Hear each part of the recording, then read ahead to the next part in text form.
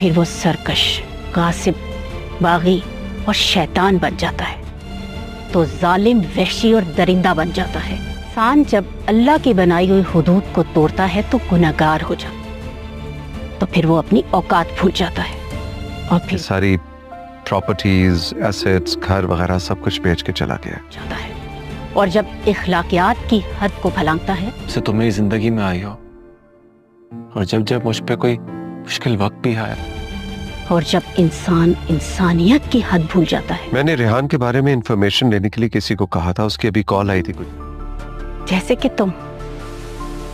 کے ساتھ Canada shift ہو گیا۔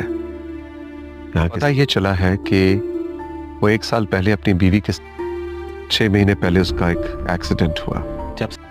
اور یہ بھی پتا چلا ہے کہ وہاں جا کے بیماری کے وقت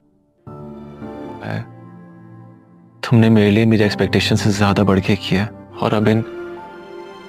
فائنینشیل کرائسس میں جیسے ہی اپنی ماں کے گھر جائے گی، وہاں اس کی چچی پہلے سے موجود ہوگی۔ فریال کی ماں یہاں پر زینیا کو آئینہ دکھا دے گی کہ جب کوئی اللہ کی بنائی ہوئی حدود کو توڑتا ہے تو وہ کس طرح سے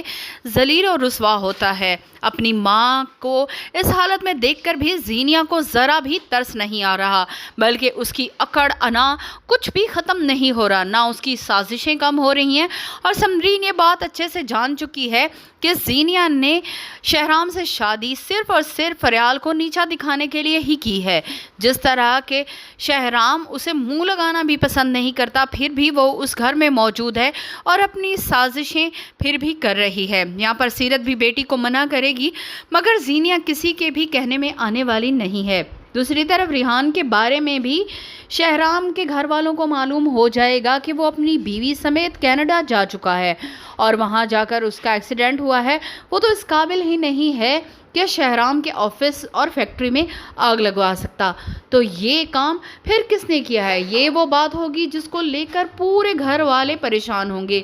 کسی کے بھی ذہن میں نہیں آئے گا کہ یہ دانش کا کام ہو سکتا ہے۔ دانش نے تو خود ہی شہرام کے ساتھ دشمنی پال لی ہے، اور یہ بات ابھی اس گھر میں سے کوئی بھی نہیں جانتا۔ یہاں پر انسپیکٹر بھی انہیں بتا دے گا کہ کس طرح سے یہ آگ لگائی گئی ہے۔ زینیا جان بوجھ کر شہرام اور فریال کے کمرے کے باہر کان لگا کر سنے گی، وہ ان کی باتیں سننا چاہتی ہے،